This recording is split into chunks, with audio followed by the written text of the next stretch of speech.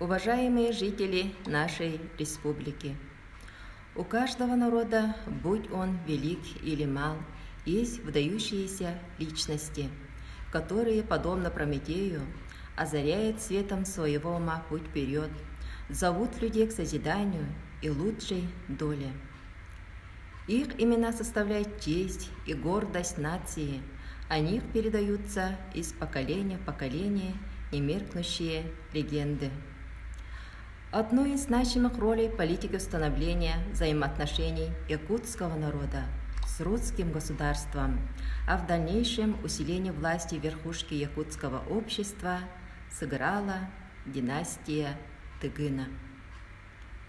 Первый президент Республики Саха-Якутия Михаил Ефимович Николаев. У нас в гостях доктор исторических наук, научный сотрудник Института гуманитарных исследований и проблем малочисленных народов Севера Сибирского отделения Российской академии наук Андриан Афанасьевич Борисов. Добрый день. В эти дни наша республика отмечает День Республики. Всем известно, что 27 апреля 1922 года была образована Якутская автономная Советская Социалистическая Республика. Это было выдающееся событие в истории государственности Якутии. Всякая государственность имеет основные предпосылки. Это территория и люди, народ, проживающий на этой территории. Возникновение якутской автономии также имеет свою предысторию и исторические корни. Об этом сегодня пойдет речь. До 1922 года на территории якутской автономии существовала Якутская область. Это было крупнейшим административно-территориальным образованием в Российской империи. Она была образована в 1783 году и прошла долгий исторический путь в своем развитии. Вообще образование областей, как административно-территориальных единиц в Российской империи, стало следствием губернской реформы 1775 года. Дело в том, что в это время границы Российской империи раздвинулись далеко на юг, юго-восток. В состав Российской империи вошли крупные территории не только на Дальнем Востоке и Южной Сибири, но и в Средней Азии. Поэтому эти территории только-только осваивались, и там население было в основном представлено коренными жителями. Поэтому правительство Екатерины II ввело такой очень интересный формат административно-территориальных образований, как область. Всего в последней четверти XVIII века на территории России существовало 24 области. Области отличались от губерний тем, что у них существовал усеченный, несколько меньший штат управленцев. И кроме того, на местах, на уровне уездов сохранялись органы управления, которые существовали у народов, которые вошли в состав Российской империи. Ну и на местах образовывались такие административные образования, как округа. Так вот, на территории Якутии было образовано 5 округов, и во главе этих округов были поставлены города.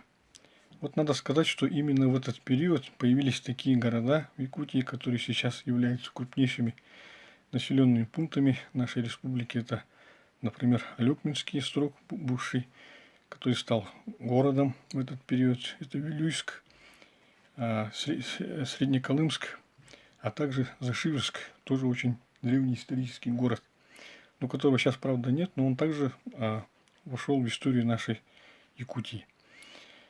Кроме того, для управления такой обширной территорией, дело в том, что территория Якутии тогда занимала территорию свыше 4 миллионов квадратных километров, конечно, требовалась особая форма управления. Поэтому власти даже задумывались над тем, чтобы поделить эту территорию на 2 части. В качестве водораздела был избран бассейн реки Лены. Но, к счастью, этого не произошло, и трудно себе представить, если бы этот проект был реализован. Но я что хочу сказать, что именно с этого времени территория современной Якутии, она, в принципе, приобрела ту конфигурацию, которая сохраняется уже на протяжении сотен лет. Также этот период интересен тем, что впервые в этот период в состав областного управления начали привлекаться представители коренных народов. В частности, судебную власть в Якутии осуществляла, например, такой орган судебной власти, как Якутская верхняя расправа. Она действовала в Якутске, но, что интересно, там принимали участие так называемые сельские заседатели из числа якутских князей. Всего известны имена около 15 таких вот заседателей. Самый известный из них это вот, например, княжцы Шадрина из Кангаласского улуса. Далее, в 1796 году, когда к власти пришел Павел I, он провел унификацию управления Российской империей и ликвидировал области. Повсеместно вновь были образованы губернии, и области ушли как бы в прошлое. Но мы знаем, что время правления Павла I было коротким. В 1801 году он уже был свергнут. И вновь встал вопрос о организации таких отдаленных окраин, как Якутия. Поэтому в 1805 году было решено восстановить Якутскую область. Но Якутская область теперь получила особое устройство. То есть было образовано особое якутское правление, и во главе его стал якутский областной начальник, который практически являлся губернатором. Итак, какими же полномочиями и какие функции выполнял областной начальник и вообще областное управление? Дело в том, что Якутия в это время являлась, ну, можно сказать, таким очень важным стратегическим в коммуникационном отношении регионом, через который осуществлялось сообщение Российской империи с Тихоокеанским побережьем. Дело в том, что еще ни Приморье, ни Приамурье еще не вошли в состав России, поэтому сообщение осуществлялось через территорию Якутии. Например, существовали Иркутские и Охотские тракты. И вот для того, чтобы обеспечить поставки на Тихоокеанское побережье, главную функцию выполняли областные начальники. Также областные начальники должны были осуществлять управление над народами, которые проживали на территории Якутии. Поэтому здесь, конечно, уместно сказать прежде всего о таких очень самобытных традиционных органах управления якутов, например, в частности, это и народные управы. И народные управы, они, в общем-то, возникли на основе, собственно, традиционных протестантных форм организации якутов, ну, например, как улусные структуры. Дело в том, что еще вот как раз период существования Первой Якутской области в конце XVIII века впервые появились такие должности, как улусные головы. И вот вокруг них как раз-то и в самом начале XIX века стали формироваться и народные управы. И народные управы считаются это одними из первых таких официально признанных и прежде всего эффективно действующих органов самоуправления, которые стали предпосылкой уже, скажем так, национального управления. И вот здесь, конечно, тоже очень уместно вспомнить и такой орган самоуправления якутов, это как, например, Якутская степная дума. В этом году отмечается 250 лет главного родоначальника Якутской степной думы Ивана Емельяновича Мигалкина. Эта личность вообще заслуживает, конечно, отдельного разговора, но здесь хочется что сказать. То, что этот человек сыграл прежде всего очень большую роль в числе других представителей якутского самоуправления, как, например, Николай Рукунов или там Григорий Старостин, в том, чтобы именно на территории Якутии также создать такой орган самоуправления, как Якутская степная дума.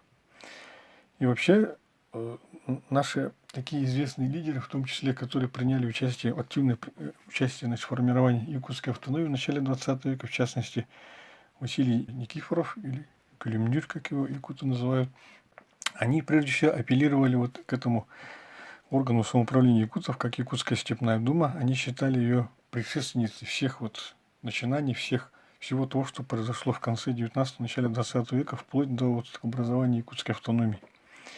И это действительно так, потому что вот начиная с этого времени, а еще раньше, когда якутские князья участвовали в качестве заседателей в судебных органах, был приобретен бесценный опыт управления. И это все, конечно, подготавливало, во-первых, кадры подготавливало, во-вторых, значит, появился очень важный прецедент в том, что вот хотя бы вот в этой части, в частности, вот судебных полномочий, принимали участие непосредственно именно местные жители. Ну и, наконец, хочется сказать, что вот те органы власти и вообще те преобразования, которые произошли в конце XVIII века и вот в данном случае в начале XIX века, они сохранились вплоть до 1917 года. Ну, за исключением, может быть, Степной Думы, но и народное право они действовали вплоть до свержения царской власти в 1917 году. Поэтому в этом смысле то, о чем я говорил, является важнейшими историческими предпосылками создания якутской автономии. Спасибо.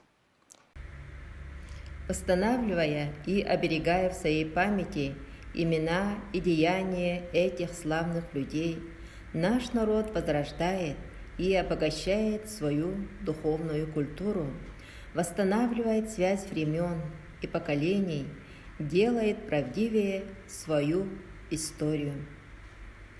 С Днем Республики! Желаем успехов во имя процветания нашей родной республики. Мира, добра, здоровья и благополучия вам!